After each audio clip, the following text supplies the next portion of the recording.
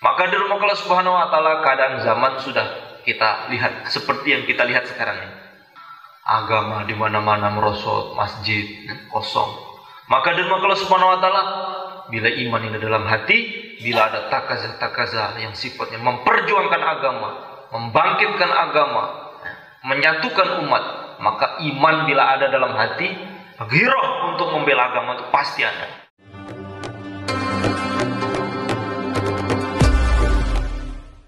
Assalamualaikum warahmatullahi wabarakatuh.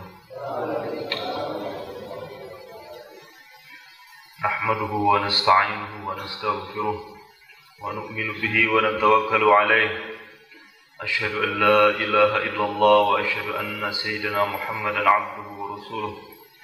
Allahumma shalli ala sayyidina Muhammadin al-fatih lima ughliq wal khatim lima sabaq nasiril haqqi bil haqq al-hadi ila siratikal mustaqim wa ala alihi wa sahbihi haqqa qadrihi wa miqdarihi al-'azim, amma ba'd.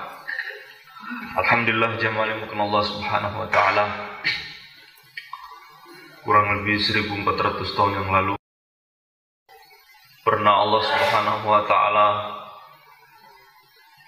wujudkan di muka bumi ini suatu tempat yang mulia, dimakmurkan oleh orang-orang yang mulia. Pada zaman itu, hadirin Allah Subhanahu wa taala, adalah zaman yang mana orang-orang yang tinggal di tempat yang mulia tersebut kekasih-kekasihnya Allah Subhanahu wa taala. Bila mereka sakit, yang menjenguk yaitu para malaikat. Bila mereka salah satu di antara mereka mati, maka arsy pun berguncang karena kematian mereka. Sebagaimana yang diriwayatkan ketika Sayyidina Sa'ad bin Mu'adz wafat, Rasulullah SAW bersabda, "Ihtazzal arsyu bi mauti Sa'ad." Arsy bergoncang karena kematiannya Sa'ad. Hadirin Allah Subhanahu wa taala, suatu masyarakat yang dipilih oleh Allah Subhanahu wa taala yang menyertai perjuangannya Rasulullah SAW. Ini adalah masa yang paling gemilang dalam sejarah Islam. Hadirin Allah Subhanahu wa taala, Allah Subhanahu wa taala memerintahkan kita untuk mengikuti kehidupan mereka. Allah Subhanahu wa taala telah memilih mereka sebagai suri tuladan dan sebagai estafet pertama dalam mengemban dakwah Rasulullah SAW. Bila kita bercerita mengenai orang-orang yang mulia, perjuangan-perjuangan, kemuliaan-kemuliaan, keagungan-keagungan dalam sejarah Islam, maka tidak akan luput semuanya dari generasi pertama yang membawa Islam itu sendiri, yaitu para sahabat Nabi Sallallahu Alaihi Wasallam. Maka hadirin Allah Subhanahu wa taala, para sahabat ini dimuliakan oleh Allah Subhanahu wa taala. Di antara sebabnya karena mereka ini bersuhbah dengan Rasulullah Sallallahu Alaihi Wasallam. Derajat mereka ini tidak akan mampu dikejar oleh orang-orang setelah mereka. Hingga ada seorang ulama ditanya, mulia mana Sayyidina Umar bin Abdul Aziz dengan Sayyidina Muawiyah bin Abi Sufyan. Ini Sayyidina Muawiyah ini masuk Islam setelah Fathul Mekah. Sedangkan Sayyidina Umar bin Al-Aziz ini adalah seorang tabi'in yang terkenal dengan keadilannya. Maka Sayyidina Abdullah bin Mubarak mengatakan, jangankan Sayyidina Muawiyah, debu yang menempel di ujung hidung keledai Sayyidina Muawiyah itu lebih mulia daripada Umar bin Abdul Aziz. Artinya hadirin Allah Subhanahu wa taala, derajat sahabat tersebut tidak akan bisa dikejar oleh siapapun. Karena mereka pernah bersuhbah, melihat dengan mata kepala mereka dan beriman dengan Rasulullah sampai wafat. Hadirin Allah Subhanahu wa taala, satu generasi, suatu kelompok yang dipuji-puji oleh Allah Subhanahu wa taala dalam Al-Qur'an secara langsung. Radhiyallahu taala anhum wa radu'an walladzina ma'ahu asyiddau 'alal kuffar ruhama bainahum. Disebut-sebut kebaikannya dalam Al-Qur'an. Maka hadirin Allah Subhanahu wa taala, sedangkan Al-Qur'an tersebut adalah kitab yang bila kita berpegang teguh dengannya kita pasti selamat. Nah, di antara prinsip yang paling utama dalam Al-Qur'an menyebut-nyebut keistimewaannya para sahabat. Maka dari Allah Subhanahu wa taala tidak akan bisa dipisah antara Al-Qur'an dan kehidupan para sahabat. Maka ulama kita mengatakan bahwasanya kemuliaan yang Allah beri kepada sahabat tersebut karena sifat-sifat mereka yang mulia, sifat mereka yang tertinggi, keyakinan mereka kepada Allah dan Rasul-Nya begitu tinggi, hingga ketika iman ini masuk ke dalam hati, maka suasana hati itu menjadi berubah, sikap-sikap menjadi berubah. Dalam satu hadis hadirin Allah Subhanahu wa taala, suatu hari Rasulullah SAW di pagi hari bertemu dengan seorang sahabat bernama Haritsah bin Malik. Maka Rasulullah SAW bertanya kepada Haritsah, "Kaifa asbahta ya Haritsah?" Bagaimana keadaan pagimu hai Haritsah? Maka Haritsah bin Malik mengatakan, "Asbahtu mu'minan haqqa." Pagi ini saya benar-benar beriman kepada Allah dengan sesungguh-sungguhnya. Maka Rasulullah SAW bersabda, setiap sesuatu tak ada tandanya. Apa tanda ucapanmu itu? Apa bukti ucapanmu itu? Maka Sayyidina Haritsah mengatakan, "Ya Rasulullah SAW, sekarang ini saya sedang melihat arus Rabbku. Sekarang ini saya sedang melihat, seakan-akan saya sedang melihat penduduk surga saling menziarahi satu sama lain. Dan sekarang ini saya seakan-akan sedang melihat penduduk neraka berteriak menerima azab dari Allah Subhanahu wa taala. Dan sekarang ini hati saya melihat antara batu dengan emas itu sama ya Rasulullah." Maka Rasulullah SAW bersabda, "Allah telah berikan nur ke dalam hatimu itu. Allah telah memberikan nur iman ke dalam hatimu, maka istiqomah. Pegang ini." Maka di rumah Allah Subhanahu wa taala, keyakinan iman itu bila masuk ke dalam hati, maka pasti ada perubahan dalam hati tersebut. Bila orang itu beriman, mengaku beriman, akan tetapi suasana hatinya biasa-biasa saja, maka iman ini ya mungkin hanya di mulutnya saja atau kurang kuat. Maka di rumah Allah Subhanahu wa taala kita lihat sejauh mana kita ini mengaku beriman kepada Allah Subhanahu wa taala. Sejauh mana iman itu merubah perasaan kita.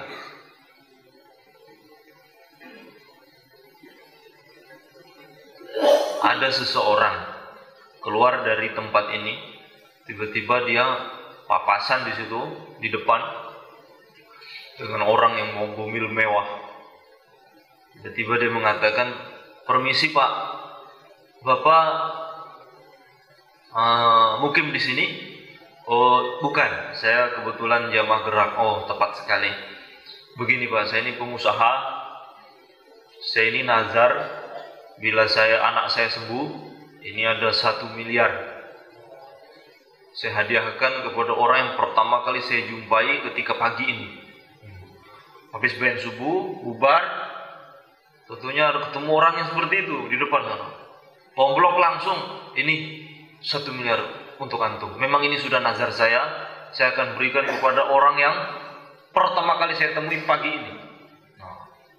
Maka ketika dia menerima 1 miliar ini, perasaannya langsung berubah. Tiba-tiba dia senyum sendiri. Tiba-tiba ketika bertemu dengan temannya, "Kenapa kok kamu kelihatan cerah sekali?" "Oh beda." "Kamu mau apa?" Langsung beda. Mulai dari ucapannya, sikapnya, raut wajahnya berubah seketika. "Kamu mau apa?" "Ayo ikut saya ke depannya." "Makan, terserah." "Beneran kamu?" "Iya betul." Ambil. Itu gaya orang punya uang banyak. Berubah gayanya, berubah ucapannya, berubah suasana hatinya, berubah jalannya tiba-tiba agak tegak begitu ya. Beda. Ini orang yang baru mendapatkan 1 miliar gratis, langsung berubah suasana hati. Maka hadirin Allah Subhanahu wa taala, kita ini beriman kepada Allah dan Rasul-Nya. Rasulullah sallallahu alaihi wasallam bersabda, barang siapa yang mengerjakan 2 rakaat sebelum sholat subuh, itu lebih baik daripada dunia dan seisinya. Ketika tadi sholat subuh, kita mengerjakan sholat 2 rakaat, artinya kita telah mendapatkan dunia ini dengan seisinya. Sekarang bagaimana perasaan kita? Berubah? Tidak ada yang berubah, biasa-biasa saja. Padahal hadirin Allah Subhanahu wa taala, ini sabda Nabi dan pasti benar. Tidak ada nilainya 1 miliar itu dengan dunia seisinya bila kita bandingkan. Maka hadirin Allah Subhanahu wa taala, seperti apa suasana hati ketika kita melakukan suatu amal yang di amal tersebut ada janji Rasulullah SAW. Suasana hati kita tidak berubah. Suasana hati kita biasa-biasa saja. Seandainya kita bertemu dengan orang yang ada di samping kita, kita tanya orang yang ada di samping kita, tadi bagaimana keadaanmu? Aduh, saya agak punya masalah ini. Saya ini susah sekali. Saya ini susah. Padahal hadirin Allah Subhanahu wa taala, bila kita lihat nikmat Allah yang Allah beri kepada dia, yang begitu banyak sekali. Tapi dia merasa rugi. Dia merasa banyak masalah, terbentur-bentur dengan masalah, padahal Allah Subhanahu wa taala berikan dia iman. Hadirin Allah Subhanahu wa taala, setelah Allah Subhanahu wa taala memberi seorang hamba itu iman dan diberi taufik untuk menjaga amal-amalnya, maka dia ini orang yang paling beruntung. Maka kalau sudah berbicara mengenai hidup, maka orang yang paling bahagia itu orang yang beriman. Karena sewaktu-waktu maut datang menjemput dia, langsung orang ini calon raja di surga. Hadirin Allah Subhanahu wa taala, dalam suatu hadis yang diriwayatkan oleh Imam Tirmidzi, man asbaha fi sirbihi aminan wa fi jasadihi mu'afan walahu qutu yaumihi wa lailihi faka'annama huyyizat lahu dunya. Barang siapa yang bangun pagi dalam keadaan aman, bahagia bersama keluarganya, mu'afan fi jasadihi, jasadnya itu sehat, enggak sakit, dan dia bisa makan untuk siang dan malam, cukup makan untuk hari itu, faka'annama huyyizat lahu dunya, seakan-akan seluruh dunia dengan seisinya itu disediakan untuk dia.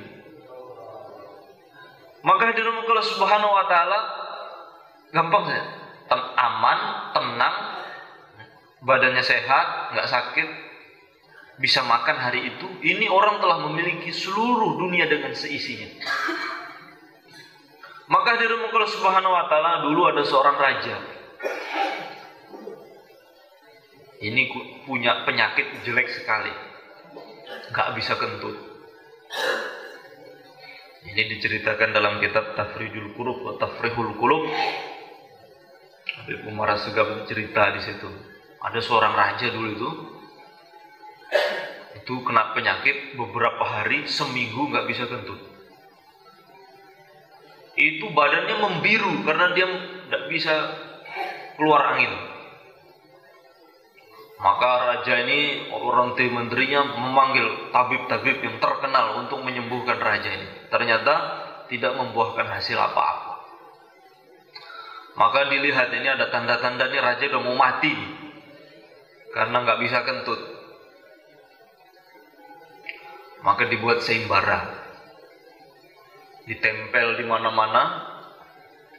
Barang siapa yang bisa menyembuhkan raja dari penyakitnya ini, maka dia akan dinobatkan sebagai raja penggantinya. Langsung jadi raja. Maka orang-orang tabib-tabib pada datang, hasil tidak ada. Maka ada orang soleh, ada satu orang soleh lewat depan istana, lihat itu pamflet ditempel. Apa ini? Barang siapa yang menyembuhkan raja, maka dia akan dinobatkan jadi raja penggantinya. Oh ya, maka masuk. Raja sedang sakit. Benar Tuan. Tuhan siapa? Itu saya baca pamflet di depan katanya, itu bener itu. Iya betul. Antum kalau bisa silakan, tafadhol. Maka diantarlah orang soleh ini. Maka dia lihat ini raja sudah membujur, badannya sudah biru karena sudah seminggu nggak bisa kentut. Maka orang soleh ini meletakkan tangannya di perut raja itu. Bismillahirrahmanirrahim. Seketika itu langsung angin yang seminggu berputar dalam perutnya itu keluar semua. Semua menteri tutup hidung. Maka ketika itu juga raja ini lega. Alhamdulillah, lega rasanya. Tuan namanya siapa? Ya, kenalkan saya Fulan bin Fulan. Monggo, saya antarkan langsung di singgasana saya. Saya akan lantik Anda, Tuan sebagai raja pengganti saya. Oh, enggak mau. Saya enggak punya kepentingan dengan apa yang kamu tawarkan itu. Kenapa? Ya saya sangat bodoh bila saya mau menerima sesuatu yang harganya sama dengan kentutmu tadi.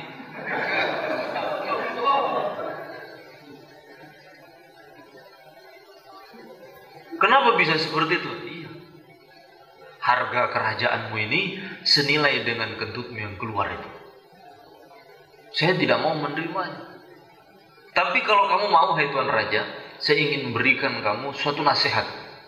Yang bila kamu pegang nasihat ini sudah cukup sebagai upah saya menyembuhkan kamu dengan izin Allah tadi. Apa itu Tuhan? Saya mau membacakan satu hadis Nabi. Silakan. Rasulullah SAW bersabda, barang siapa bangun pagi aman bersama keluarganya, mu'afan fi jasadihi, badannya sehat,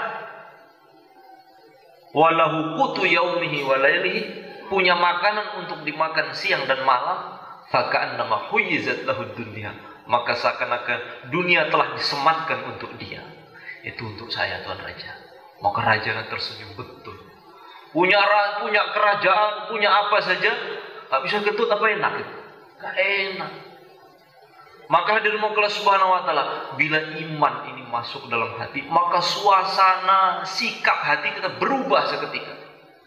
Bangun pagi dalam keadaan beriman, dibimbing oleh Allah Subhanahu wa taala untuk sholat subuh, duduk di majelis-majelis ilmu, duduk di majelis-majelis yang membicarakan kebesaran Allah, pentingnya agama, faka'annama huyizat lahu dunya. Beres semua. Selesai. Suasana hati berubah menjadi, Masya Allah, tenangnya hati saya. Tenang sekali hati saya. Maka hadirin Allah Subhanahu wa taala, iman dan amal itu harus bisa merubah suasana hati kita. Maka suatu hari Sayyidina Ali bin Abi Thalib radhiyallahu taala anhu, beliau ini babul ilm, karena Nabi SAW bersabda, ana madinatul ilm wa Ali babuha. Saya ini adalah kota ilmu, saya ini gudangnya ilmu, dan pintunya itu Ali. Ilmunya itu begitu luas. Sampai beliau pernah mengatakan, seandainya saya menafsiri Bismillahirrahmanirrahim dan menjadi kitab, kitabnya tidak akan mampu dipikul oleh 18 unta. Bismillahirrahmanirrahim. Keluasan ilmu Sayyidina Ali. Suatu hari ada orang yang bertanya kepada beliau, Tuan, saya mau punya masalah, saya mau bertanya. Maka ketika itu Sayyidina Ali mengatakan, la adri, saya nggak tahu. Maka ketika dia mengatakan la adri, beliau memegang dadanya sambil mengatakan, wa bardaka bidah, wa bardaka bidah, alangkah sejuknya hatiku, alangkah sejuknya hatiku. Maka orang di sampingnya bertanya, mengapa Tuan mengatakan begitu? Tadi ada orang bertanya kepada saya, ketika saya mengatakan saya tidak tahu, karena Rasulullah SAW bersabda, la adri nisful ilm, mengatakan tidak tahu itu separuh ilmu. Ketika saya mengatakan tidak tahu, ketika saya ditanya karena memang saya tidak tahu, dada saya itu sejuk rasanya. Wa bardaka bidah, wa bardaka bidah, alangkah dinginnya hatiku, alangkah sejuknya hatiku. Nah, mengatakan tidak tahu langsung seketika merubah perasaan hati, langsung sejuk sekali. Ada orang sudah dikenal ustadz, ditanya, Ego juga kan kalau bilang nggak tahu, maka dikarang. Oh itu panas hatinya. Ketika muafak, ada kesesuaian amal seseorang itu dengan imannya, maka akan merubah suasana hatinya. Maka hadirin Allah Subhanahu wa taala, orang itu bila dibimbing oleh Allah Subhanahu wa taala, syukur, imannya itu masuk, maka dalam suasana hatinya itu akan syukur. Berubah sebagaimana para sahabat dulu. Iman mereka itu menancap dalam hati hingga sikap hatinya itu berubah seketika. Seorang sahabat, hadirin Allah Subhanahu wa taala, seorang sahabat namanya Haram ibnu Milhan. Haram ibnu Milhan ini ditombak dadanya oleh seorang musuh. Maka seketika itu dia mengatakan, "Fuztu wa rabbil Ka'bah." Demi Tuhannya Ka'bah, saya beruntung. Maka yang bunuh itu namanya Jabar itu bingung. Ini orang dibunuh, ditikam, tapi merasa beruntung. Hingga tidak bisa tidur beberapa hari. Kenapa dia mengatakan saya beruntung? Padahal saya bunuh. Maka dia bertanya-tanya kepada orang-orang. Ini tadi saya pernah membunuh seseorang. Ketika saya membunuhnya, dia mengatakan, "Fuztu wa rabbil Ka'bah." Apa keberuntungan yang dia anggap itu? Oh, kata orang-orang, yang dia maksud itu, kalau dia mati dalam keadaan membawa imannya dan mengorbankan jiwa dan raganya untuk agamanya, maka dia masuk surga. Maka dia seketika mengatakan, "Benar, saya bersaksi, dia memang beruntung. Dan saya sekarang masuk Islam. Asyhadu an la ilaha illallah wa asyhadu anna Muhammadar Rasulullah." Berubah.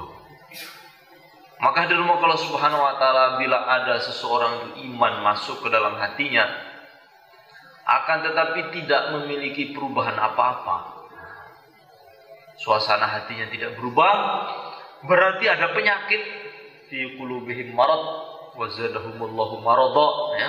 Ada penyakit di dalam hati. Seperti orang yang sakit. Semua makanan rasanya pahit.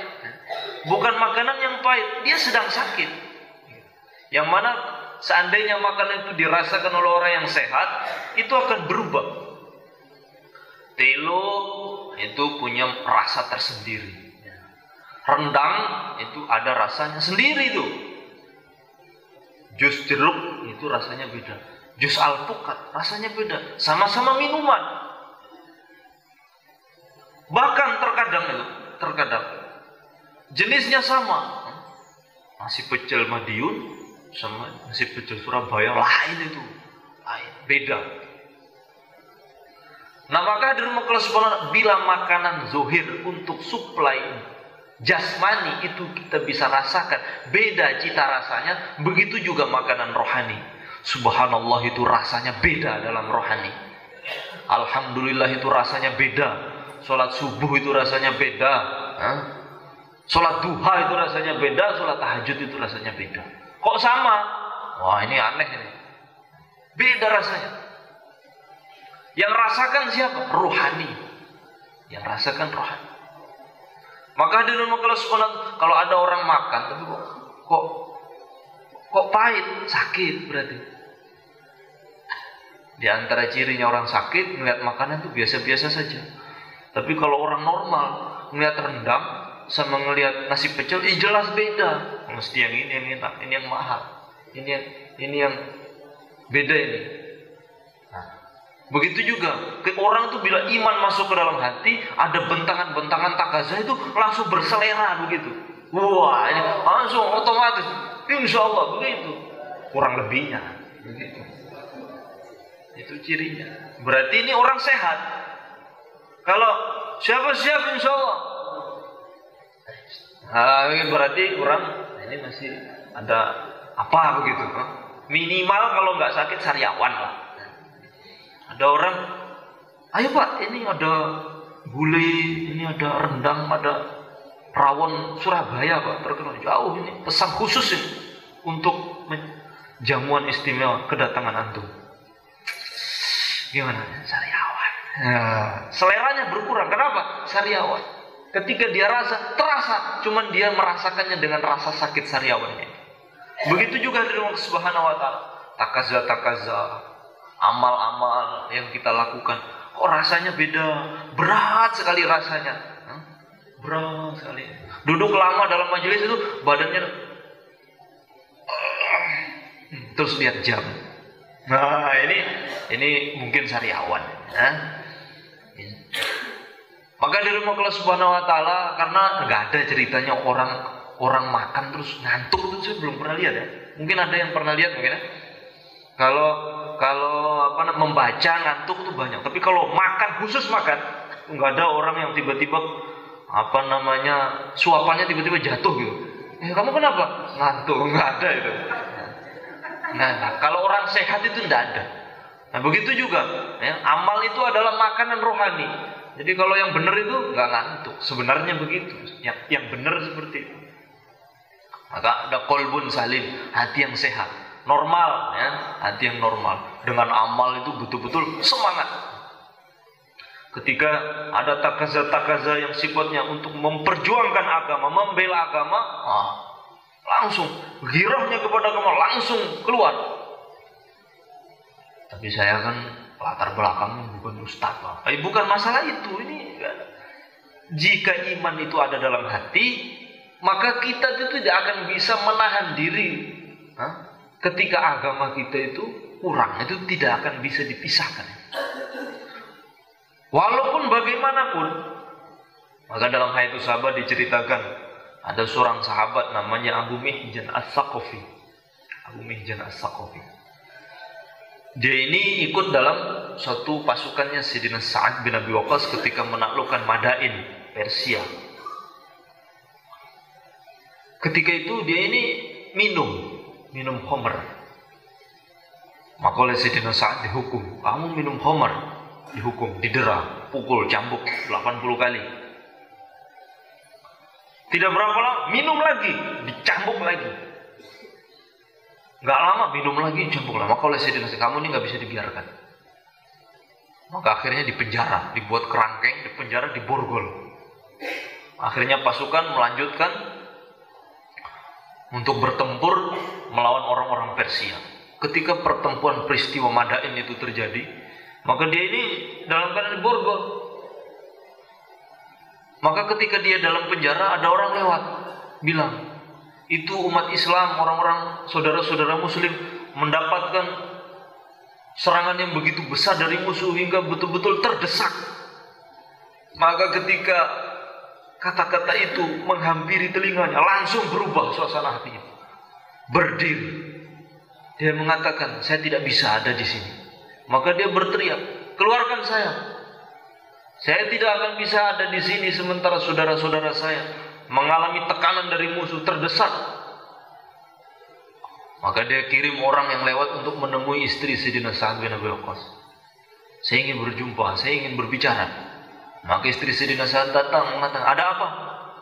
Bagaimana mungkin saya ada di sini sementara saudara-saudara saya di sana sedang berjuang dan mengalami tekanan, terdesak dari musuh. Keluarkan saya. Kamu sedang dapat hukuman, kamu sedang dipenjara. Keluarkan saya. Buka borgolnya. Saya akan ikut berperang. Kemudian nanti kalau saya selamat, saya akan langsung kembali ke sini borgol lagi. Oh begitu. Akhirnya dibuka. Dibuka borgolnya, buka. Penjara dibuka, borgol dibuka. Terus gimana? Saya pinjam dulu pedang Sayyidina Sa'ad, suamimu, pinjam, kudanya saya pinjam, baju besinya semua pinjam. Oh ya, saya dipinjam, berangkat. Ketika Abu Mihjan datang, maka langsung terjadi perubahan. Ketika dia datang dari arah yang berbeda, maka seketika juga peperangan berubah. Yang tadinya terdesak, hingga sebagian sahabat mengatakan, kita kedatangan malaikat. Maka orang-orang mengarahkan pandangannya kepada Abu Mihjan. Oh, ada malaikatnya. Maka tidak begitu lama setelah Abu Mihjan ikut bertempur, Allah Subhanahu wa taala memberikan kemenangan di tangannya umat Islam. Seketika itu juga kudanya dipacu pulang. Kemudian masuk penjara, hanya diborgol lagi, dikunci lagi oleh istri Sayyidina Sa'ad.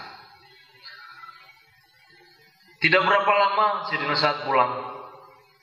Kemudian istri beliau bertanya, bagaimana cerita alur peperangan tadi? Masya Allah, awal-awal peperangan kita begitu terdesak dengan serangannya orang-orang kafir Persia. Alhamdulillah tidak berapa lama Allah mengirimkan bantuan seorang malaikat. Seorang malaikat? Iya, seorang malaikat. Seperti apa malaikatnya?